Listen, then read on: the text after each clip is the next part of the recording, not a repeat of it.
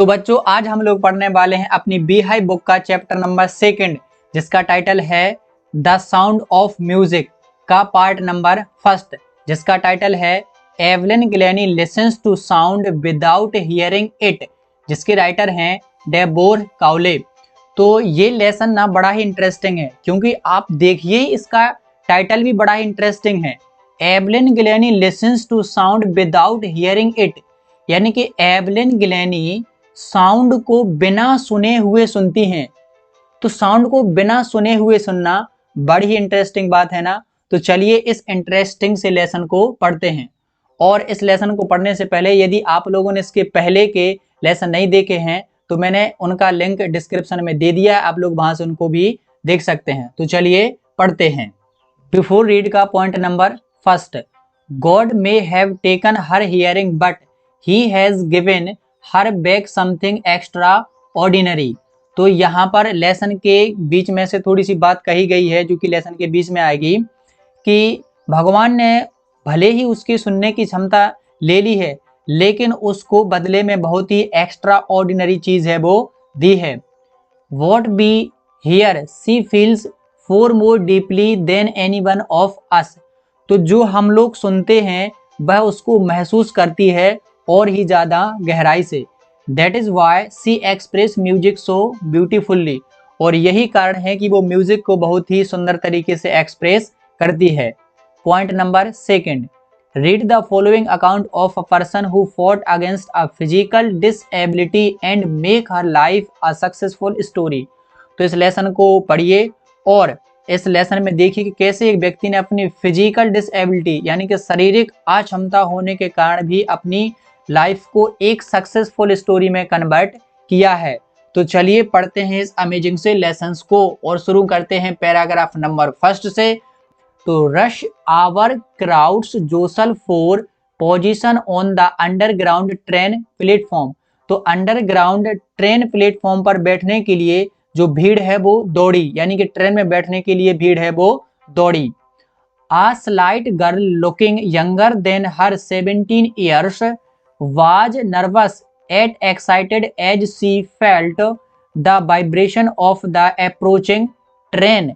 तो वहीं पर एक स्लाइट गर्ल का मतलब है छोटी सी और पतली, वहीं पर एक छोटी सी पतली लड़की खड़ी हुई थी जो कि 17 साल से छोटी लग रही थी और वो बहुत ही नर्वस थी।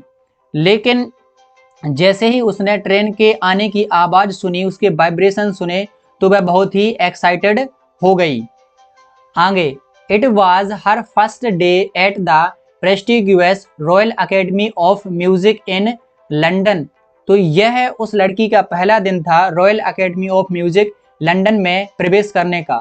Daunting enough for any teenager fresh from a Scottish farm, और वो स्कॉटलैंड के गांव से आई हुई थी, तो यह एक टीनेजर के लिए काफ़ी था, थोड़ा सा डराने के लिए। But this aspiring musician faced a bigger challenge than most, she was profoundly deaf. लेकिन इस म्यूजिक एस्पिरेशन के लिए, यानी कि जो म्यूजिक सीखते हैं उनको बोलते हैं एस्पिरिंग म्यूजिशियन। तो उस एस्पिरिंग म्यूजिशियन के लिए यानी कि एवलिन गिलेनी के लिए ये एक बहुत ही बड़ा चैलेंज था क्योंकि वह पूरी तरह से बहरी थी। इसके बाद आता है हमारा पैराग्राफ नंबर 2। तो चलिए पढ़ते हैं पैराग्राफ नंबर 2 को। Evelyn Glennie's loss of hearing had been gradual. तो एवलिन गिलेनी ने जो अपनी सुनने की क्षमता है वो ग्रेजुअली खोई है, यानी कि धीरे धीरे खोई है। Her mother remembers noticing something was wrong when The 8 years old Evelyn was waiting to play the piano। उसकी माँ ने याद किया कि जब वो 8 साल की थी और पियानो बजाने के लिए अपना इंतजार कर रही थी। They called her name and she didn't move।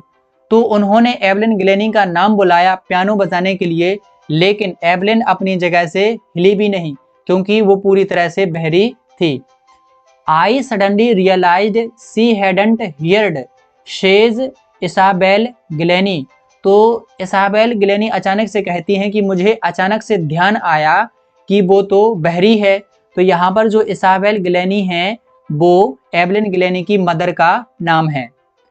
For quite a while, Evelyn managed to conceal her growing deafness from friends and teachers। तो एवलिन गिलेनी ने कुछ टाइम तक तो अपने फ्रेंड्स और टीचर्स को पता नहीं लगने दिया कि वो बहरी है, कुछ टाइम तक वो छुपाए रही। But by the time she was 11, her marks had deteriorated and her headmistress urged her parents to take her to a specialist. लेकिन जैसे ही जब वो 11 ईयर की हुई तो उसके मार्क्स है वो बहुत ही कम आने लगे, तो उसकी जो हेड मिनिस्ट्रेस थी यानी कि जो प्रिंसिपल मैम थी, उन्होंने उसके पेरेंट्स से अर्ज किया यानी कि उसके पेरेंट्स से कहा कि तुम एवलिन को किसी स्पेशलिस्ट के पास दिखाओ। It was then discovered that her hearing was severely impaired as a result of gradual nerves damage. तो इसके बाद में जब उसके हेड मिनिस्ट्रेस ने कहा, तब उसके बाद में उसके पेरेंट्स ने किसी स्पेशलिस्ट को दिखाया होगा, तब जाकर के एवलिन गिलेनी की हियरिंग के बारे में पता चला कि एवलिन की नर्व है वो धीरे धीरे खराब होने की वजह से उसकी हियरिंग क्षमता भी धीरे धीरे खराब हो गई है। They were advised that she should be fitted with hearing aids and sent to a school for the deaf. इसके बाद में सभी लोगों ने सलाह दी कि इसके कानों में एक एड्स डाल के यानी कि सुनने वाली मशीन डाल करके इसको बहरों के स्कूल में भेज दिया जाए। Then everything suddenly looked black says Evelyn. जैसे ही एवलिन ने ऐसा सुना कि अब उसको बहरों के स्कूल में डाल दिया जाएगा, तो अचानक से एवलिन को पूरा का पूरा ब्लैक दिखने लगा। तो चलिए पढ़ते हैं पैराग्राफ नंबर 3 कि इसमें क्या हुआ। But Evelyn was not going to give up. जैसे ही एवलिन ने सुना कि अब इसको बहरों के स्कूल में डाल दिया जाएगा, तो अब एवलिन है वो इतने जल्दी गिव अप करने वाली नहीं थी, इतने जल्दी हार मानने वाली नहीं थी। She was determined to lead a normal life and pursue her interest in music. तो उसने डिटरमाइंड किया यानी दृढ़ निश्चय किया कि अब वो एक नॉर्मल लाइफ को है वो जिएगी और अपना इंटरेस्ट है वो म्यूजिक में लगाएगी। One day she noticed a girl playing a xylophone and decided that she wanted to play it too. तो एक दिन एवलिन ने एक लड़की को जाइलोफोन बजाते हुए देखा। जाइलोफोन एक प्रकार का म्यूजिकल इंस्ट्रूमेंट है जिससे तरह तरह की साउंड निकलती है। तो एक दिन एवलिन ने एक लड़की को जाइलोफोन बजाते हुए देखा, तो उसने डिसाइड किया कि अब वो भी जाइलोफोन को बजाएगी। Most of the teachers discouraged her but percussionist Ron Forbes supported her potential. तो मोस्ट ऑफ द टीचर्स यानी कि जो उसके बहुत सारे टीचर्स थे, उन्होंने सभी लोगों ने उसको डिस्करेज किया कि तुम नहीं बजा सकती, तुमको सुनाई नहीं देता है, तुम कैसे बजाओगी। लेकिन जो परक्यूशनिस्ट थे यानी कि जो बजाने में बहुत ही उस्ताद थे, जिनका नाम था रॉन फॉफ्स, जो कि बहुत ही माहिर थे बजाने में, उन्होंने एवलिन के पोटेंशियल को समझा और उससे कुछ कहा। तो क्या कहा देखिए। He begin by tuning two large drums to different notes. तो रॉन फॉफ्स ने 2 ड्रम लिए और उनको अलग अलग ध्वनियों पर बजाना शुरू किया और कहा, don't listen through your ears, she would say, try to sense it some other way. तो रॉन फॉफ्स ने एवलिन गिलेनी से कहा कि तुम इस ध्वनि को, इस साउंड को अपने कानों से नहीं सुनो, बल्कि इसे तुम किसी अदर वे से सेंस करने की, समझने की कोशिश करो। Says Evelyn, suddenly I realised I could feel the higher drum from the rest up and the lower one from the rest down. तो एवलिन ने कहा कि मुझे अचानक से ऐसा महसूस हुआ कि मैं जो हायर ड्रम है यानी कि जो तेज बजने वाला ड्रम है, मैं उसको कमर के ऊपर वाले हिस्से से सुन सकती हूँ या समझ सकती हूँ, और जो थोड़ा धीमा बज रहा है ड्रम, उसको मैं कमर के नीचे वाले हिस्से से सुन सकती हूँ। Forbes repeated the exercise and soon Evelyn discovered that she could sense certain notes in different part of her body. तो रॉन फोर्ब्स ने इस एक्सरसाइज को कंटिन्यू किया, यानी कि आगे ही वो ऐसी एक्सरसाइज करवाते रहे। और एवलिन गिलेनी ने फिर ये डिस्कवर कर लिया, ये खोज लिया कि वो म्यूजिक को अपने शरीर के अलग अलग हिस्सों से सेंस कर सकते हैं, यानी कि अलग अलग हिस्सों से म्यूजिक को समझ सकती है। I had learned to open my mind and body to sound and vibrations. तो एवलिन गिलेनी ने इतना सीख लिया कि ध्वनि और साउंड के लिए, कंपन के लिए मुझे अपना माइंड और बॉडी को कैसे खोलना है, कैसे उससे समझना है। The rest was sheer determination and hard work. और बाकी जो है वो सब दृढ़ निश्चय और कठोर परिश्रम का ही है। इसके बाद है पैराग्राफ नंबर 4। तो चलिए पैराग्राफ नंबर 4 को रीड करते हैं। She never looked back from that point onwards. इसके बाद एवलिन गिलेनी ने पीछे कभी भी मुड़कर नहीं देखा।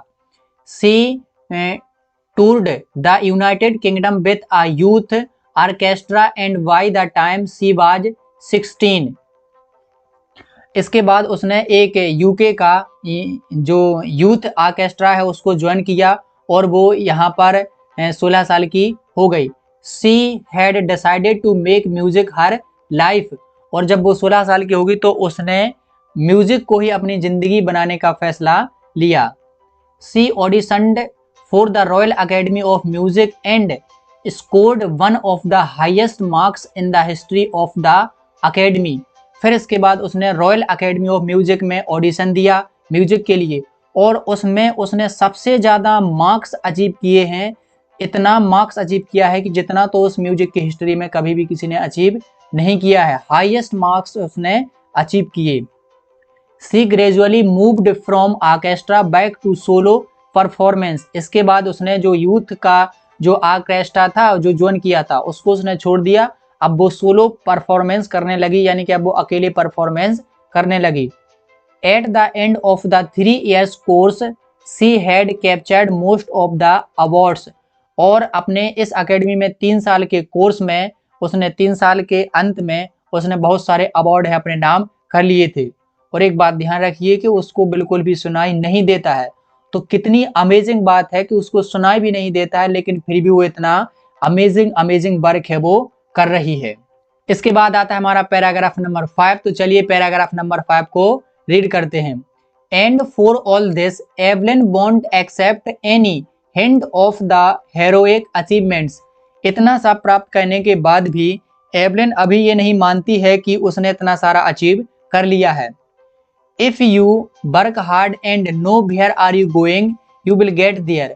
तो कितनी अमेजिंग यहाँ पर बात है वो लिखी हुई है।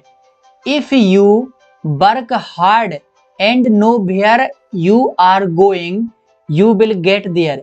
यानी कि यदि तुम वर्क हार्ड करते हो और तुम जानते हो कि तुम्हें कहाँ जाना है तो तुम वहां पर पहुंच जाते हो। And she got right to the top. और वो संसार में बहुत ही ऊंचाई पर पहुंच गई है। The world's most sought after multi percussionist with a mastery of the some 1000 instruments and hectic international schedule. तो यहाँ तक कि उसने लगभग हजार इंस्ट्रूमेंट है उसको बजाना है सीख लिया है, उनमें मास्टरी है उसने हासिल कर ली है। और वह बहुत से इंटरनेशनल है, बहुत से दौरे करती रहती है, इंटरनेशनल भी जाती रहती है यहाँ से वहाँ। तो इतना कुछ अचीव कर लिया है एवलिन गिलेनी ने, जबकि उसको सुनाई भी कुछ नहीं देता। इसके बाद आता है पैराग्राफ नंबर 6। तो चलिए पढ़ते हैं पैराग्राफ नंबर 6 को। It is intriguing to watch Evelyn function so effortlessly without hearing. तो ये कितनी ही रोमांचक की बात है कि जो एवलिन सुन नहीं पाती है उसके परफॉर्मेंस को देखना। ये कितनी ही रोमांचक बात है उसको देखना परफॉर्म करते हुए। In our 2 hour discussion she never missed a word. तो एवलिन के साथ कोई इंटरव्यू में बैठा होगा तो उसको 2 घंटे हो गए, लेकिन एवलिन ने उसको सुना भी नहीं देता है, फिर भी उसने 2 घंटे की डिस्कशन में कोई भी एक वर्ड मिस नहीं किया है। Man with wispy beards give me trouble she laughed. तो एवलिन है थोड़ी सी हंस करके कहती हैं कि मुझे थोड़ी सी दिक्कत, जो बियर्ड वाले जो दाढ़ी वाले मैन होते हैं उनसे बात करने में थोड़ी सी दिक्कत होती है। अब क्यों होती है? क्योंकि it is not just watching the lips, it is the whole face specially the eyes. क्योंकि वो कहती है कि मुझे उनके केवल लिप्स ही नहीं देखने होते हैं बल्कि सारा फेस और उनकी आंखें भी देखनी होती हैं उनकी बात को समझने के लिए। She speaks flawlessly with a Scottish lilt. तो वह एवलिन है, वह स्कॉटिश लैंग्वेज है, वह भी फ्लोलेसली बोलती है, बिल्कुल निरंतर बोलती रहती है, उसको कोई भी कठिनाई नहीं है बोलने में। My speech is clear because I could hear till I was 11। तो एवलिन कहती हैं कि मेरी स्पीच है वो बिल्कुल क्लियर है क्योंकि मैं जब 11 साल तक थी तब मुझे सुनाई देता था।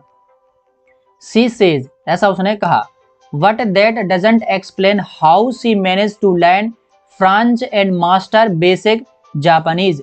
लेकिन ये मैं एक्सप्लेन नहीं कर सकती कि मैंने फ्रेंच और जापानीज लैंग्वेज है वो किस प्रकार से सीखी है, उसको किस प्रकार से मैनेज किया है। तो चलिए पढ़ते हैं paragraph number 7। As for music she explains. तो एवलिन गिलेनी ने म्यूजिक के बारे में समझाया, it pours in through every part of my body. तो एवलिन ने कहा कि जो म्यूजिक है वो मेरी बॉडी के हर एक पार्ट से मेरे अंदर जाता है और मैं इसको सेंस करती हूँ। इट टिंगल्स इन द स्किन, यह मेरी स्किन से जाता है।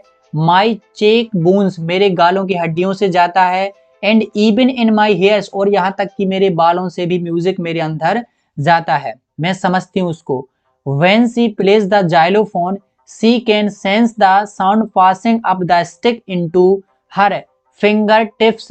तो जब वो जाइलोफोन बजाती है, तो जब जाइलोफोन बजाती है तो उसकी जो वाइब्रेशन है वो उसकी उंगलियों से उसके दिमाग तक पहुंचती है और वो उसको समझ पाती है। While learning against the drums, she can feel the resonance flowing into her body। और जो ड्रम्स की यानी कि जो ढोलों की जो आवाज है उनके रेजोनेंस को वो अपनी बॉडी से समझती है कि ये कैसा बज रहा है। On a wooden platform she remove her shoes so that vibration pass through her bare feet and up her legs. तो जब वो वुडन प्लेटफॉर्म पर यानी कि लकड़ी के प्लेटफॉर्म पर जब वो परफॉर्म करती है तो वो अपने शूज है उनको उतार देती है ताकि उसको नंगे पाँव से जो उसका साउंड है वो उसको पाँव के नीचे से वो उसके मांड तक पहुंच पाए, इसलिए वो शूज को वुडन प्लेटफॉर्म पर उतार देती है। तो चलिए पढ़ते हैं पैराग्राफ नंबर 8 को। Not surprisingly Evelyn delights her audience. तो इसमें कोई बड़ी बात नहीं है कि जो एवलिन है वो अपनी ऑडियंस का दिल है जीत लेती है, उनको सरप्राइज कर देती है अपनी परफॉर्मेंस से। इन 1991 she was presented with the royal Philharmonic societies prestigious soloist of the year award. तो 1991 में एवलिन गिलेनी को फिलहार्मोनिक सोसाइटी की तरफ से सोलोइस्ट ऑफ द ईयर का अवार्ड मिला। Says master percussionist James Blades. तो जो परक्यूशनिस्ट थे, जो उस्ताद थे जेम्स ब्लेड, उनने कहा, जो कि अपन ने लेसन के बिफोर रीड के फर्स्ट पॉइंट में पढ़ा था, वही बात यहाँ पर कही गई है। तो आप लोग समझ गए होंगे कि ये जो बात है वो परक्यूशनिस्ट जेम्स ब्लेड ने कही थी एवलिन गिलेनी के लिए। क्या है वो? God may have taken her hearing but he has given her back something extra ordinary. भगवान ने उसकी सुनने की शक्ति ले ली है लेकिन उसको बदले में बहुत ही एक्स्ट्रा ऑर्डिनरी चीज है वो दी है। What we hear she feels far more deeply than any of us. जो हम लोग सुनते हैं वह उसको महसूस करती है और हमसे ज़्यादा गहराई से उसको सेंस करती है। That is why she express music so beautifully. और बस यही कारण है कि वो म्यूजिक को बहुत ही सुंदर तरीके से एक्सप्रेस करती है। तो चलिए पढ़ते हैं paragraph number 9। Evelyn confesses music that she is something of workaholic. तो एवलिन यहाँ पर कहती है कि उसे म्यूजिक के लिए काम करना एक नशे के जैसा है। I have just go to work, बस मुझे काम करते रहना है। Often harder than classical musicians, लेकिन ये जो काम करना है वो क्लासिकल म्यूजिशियंस से थोड़ा हार्डर है, थोड़ा कठिन है। But the rewards are enormous, लेकिन जो इसके रिवार्ड हैं, जो उपहार हैं, वो बड़े ही कीमती हैं, इनॉर्मस हैं, इसलिए मुझे काम करते रहना होगा। Apart from the regular concert के अलावा Evelyn also gives 4 concert in presence and hospitals. तो रेगुलर कॉन्सर्ट के अलावा जो एवलिन गिलेनी है वो जेलों में और हॉस्पिटल्स में अपना परफॉर्मेंस देती थी बिल्कुल free. She also give high priority to classes for young musicians. और इसके अलावा एवलिन है युवा संगीतकारों की कक्षाओं के लिए उच्च प्राथमिकता देती थी। Ann Richlin of the Beethoven fund, यहाँ पर बच्चों फंड है, यहाँ पर क्या है फंड। तो Ann Richlin of the Beethoven fund for deaf children says, तो जो Beethoven fund for deaf children की एन रिचलिन है वो कहती हैं she is shining inspiration for deaf children, वो एक जो बहरे बच्चे हैं उनके लिए एक उज्जवल प्रेरणा है। They see that there is where that they can not go, तो वे समझ सकते हैं कि ऐसी कोई जगह नहीं है जहां पर वे नहीं पहुंच सकते। तो चलिए अब पढ़ते हैं पैराग्राफ नंबर 10 जो कि है चैप्टर का last paragraph. Evelyn Glennie has already accomplished more than most people twice her age. तो एवलिन गिलेनी ने अपनी उम्र से दुगने बड़े लोगों से ज़्यादा उसने अचीव कर लिया है। She has brought percussion to the front of the orchestra, और उसने इतना अचीव कर लिया है कि वो आर्केस्ट्रा जिसको उसने ज्वाइन किया था उसमें पहली रो में आ गई है, यानी कि सबसे आगे है। And demonstrated that it can be very moving, और उसने यह साबित कर दिया है कि कोई भी आगे बढ़ सकता है। She has given inspiration to those who are handicapped, और वह उन लोगों के लिए भी इंस्पिरेशन है जो हैंडीकैप्ड हैं। हैंडीकैप्ड मतलब होता है जो दिव्यांग बच्चे हैं, वो उनके लिए इंस्पिरेशन है। People who look to her and say, लोग उसे देखते हैं और कहते हैं, यानी कि एवलिन गिलेनी को लोग देख करके कहते हैं if she can do it I can, यानी कि जो यदि एवलिन गिलेनी कर सकती है तो मैं भी कर सकता हूँ। आई कैन, मैं भी कर सकता हूँ। And not the least she has given enormous pleasure to millions, और यही नहीं उसने हजारों मिलियंस यानी कि लाखों लोगों को लिए प्लेजर यानी कि खुशी का वो जरिया बनी है, लाखों लोगों को उसने खुश कर दिया। तो यहाँ पर हमारा ये चैप्टर है वो बिल्कुल फिनिश होता हुआ, और इस चैप्टर से आप लोगों ने एक बहुत बड़ा लेसन सीखा होगा कि एवलिन जो गिलेनी थी उसको सुनाई भी नहीं देता था, लेकिन फिर भी उसने 1000 से भी ज़्यादा इंस्ट्रूमेंट को बजाना सीखा और म्यूजिक को सुना और लाखों लोगों की प्रेरणा का स्रोत बनी। यानी कि लाखों लोग हैं वो उससे इंस्पिरेशन लेते हैं कि यदि वो सुन नहीं सकती फिर भी इतना उसने किया है तो हम लोग भी कर सकते हैं। तो बच्चों आप लोगों को भी बिल्कुल पढ़ना है एवलिन गिलेनी की तरह और बहुत ही अच्छे से पढ़ना है। Thank you. If this video helpful to you so please like share and subscribe, और मैं मिलता हूं आप लोगों को नेक्स्ट वीडियो में। तब तक के लिए keep studying, keep watching, keep sharing, keep loving.